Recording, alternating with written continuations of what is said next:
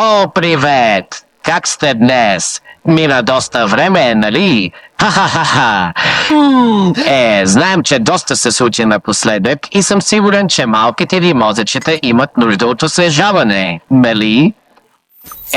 Оставете това на мен.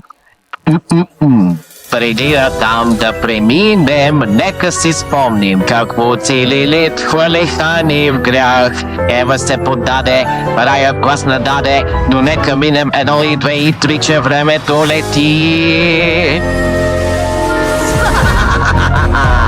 Чарли и Монистър, адската принцеса, конето поиска да спре в процеса, отвори хотел грешници да спаси и да ги промени.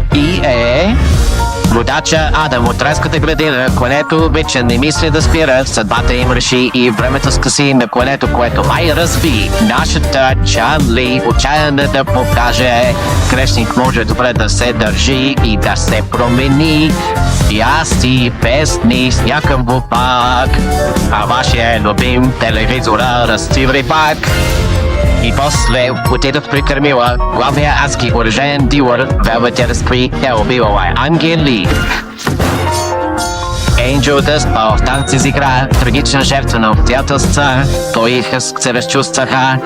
Някой изобщо харесва ли това? Нашата Чарли повика своя изчезнал баща. Този банален пътешки маняк направи всичко каквото можа. Мимзи от нищото пък се взе, а аз и Скъс си поговорихме добре.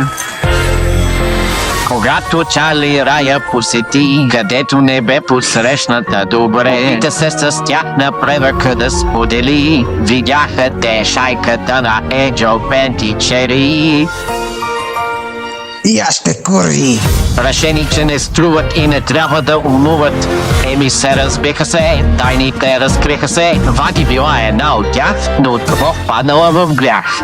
Нашата Чарли беше беда, затова заведох я Рози да й подаде своята ръка. Младите канибали тя убеди, а Кърмила учи Раги копия да държи. Дойде денят за ужасен екзорсизъм, Бенча собря в безсмислен героизъм. Леко бях аз сутран, Адам бе ран. Шибани нещастници! Нисти го довърши, но познайте кой всичко свърши. Победата си, да променихме, смотания хотел пак сгубихме. Планове приготвям за точния момент, но усещам, май няма да съм сам. А кой ще победи, някой ще се извиси. И това бе всичко до сега. Брати идват, усещам за напред. Весели ли те, жени ли даже луд. Само знай, скока няма да е тук. Абонирайте се за Nick Network в YouTube или ще ви изям. Чао!